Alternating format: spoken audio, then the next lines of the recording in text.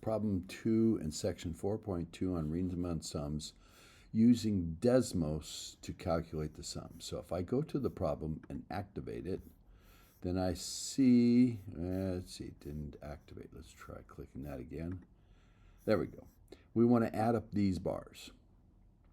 And so the first bar is at 2, the next one's at 2.5 on the curve, and then the next one's up there, it goes over. So I want to add up these bars, and if this is x0, x1, x2, x3, I want to go from 0 to 7.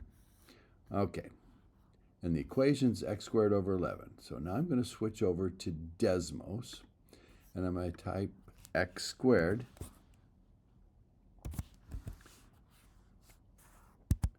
divided by 11, and I'm going to call this f of x. Oop, didn't want that there. Another delete. I'm going to parenthesis right there.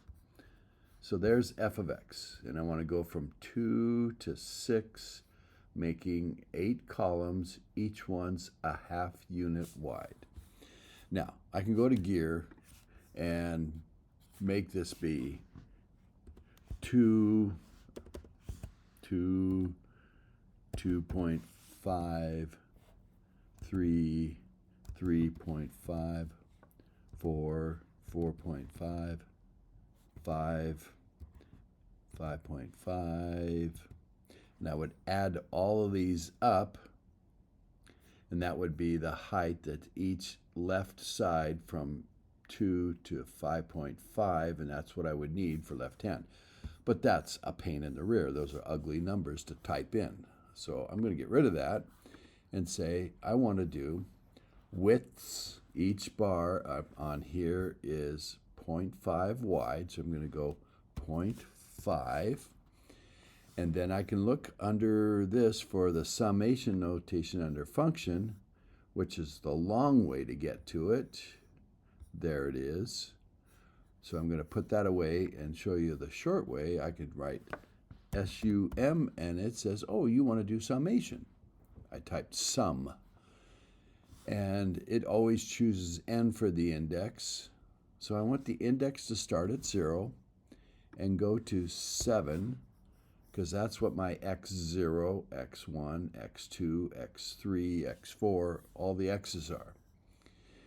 Now I want to calculate the heights at 2, 2.5, 3, 3.5, 4, all the way up to 5.5.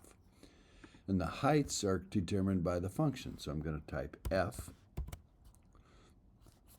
at 2, but I want it to have n in it so that it does it not just at 2, but then at 2.5 and at 3. So I'm going to go plus, width of the column was 0.5, and I'm going to take that times n. So when n is 0, I'm going to add no halves to 2, and so this is going to be f at 2, the height at 2. When n is 1, it's going to be 2 plus 0.5 times 1, or 2.5. It'll find the height at 2.5. And then when n is 2, it'd be 2 plus 2 times a half, which is 1. 2 plus 1 is 3. It'll find the height, f, at 3. And it'll do this all the way up to 7 halves over. 1 half, 2 halves, 3 halves, 4 halves, 5 halves, 6 halves, 7 halves over. So those are all the places where the left side is on the curve. And it's telling me it's 5.5909. So if I go back to the book and put in 5.509 in, and looks like these are all underneath the graph, so it's going to be an underestimate. It'll say, guess what, Mr. Miller? You messed up. What did I mess up? Oh, 5.5909.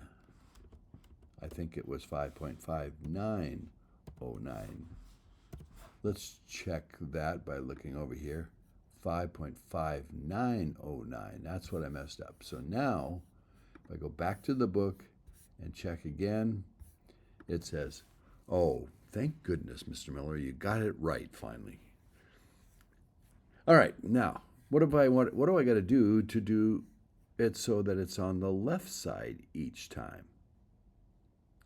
Well, then I would go back to here and say, well, I don't want to start with no halves added on. I want to start with a half added on. I want to do a box that's this high, and then the box that's that high. So I need to just start at 1 and go to 8. And it says 7.04545. Let's check that. 7.04545. And this time, these boxes that have the 2.5 and the 3 and the 3.5, 4, 4.5, 5, 5.5, and 6 on the curve are all going to be above, and so this is going to be an overestimate. And let's see if I did this one right. Oh, thank goodness. Now, you might have a question, how do I do midpoint? Well, then I could I'll go back to, well, no, this starts adding 0.5. What's going to move over 0.5? I just got to start in the right place. And if I start with not adding a half over, because intervals are still halves, the width of the bars are still halves, I want to be at 2 1/4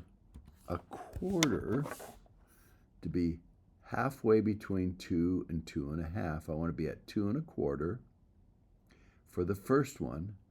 Then the second one would be at 2 1/2 plus the quarter. So I'm just going to start at 2 1/4 and move by halves, not moving at first, just starting at 2 1/4, and then when it's 1 and whatever. And this would be the midpoint total, which should be between the other two, 6.29, and it should be closer to the correct value. It's lower than 7.045, higher than 5.59, and so it's a better estimate. Now, I could do trapezoid, but you can just do the left and right and average them, and that's trapezoid. So I could take this number plus this number divided by 2, and I've got the trapezoid estimate, which should be close to the midpoint. All right, that should do it.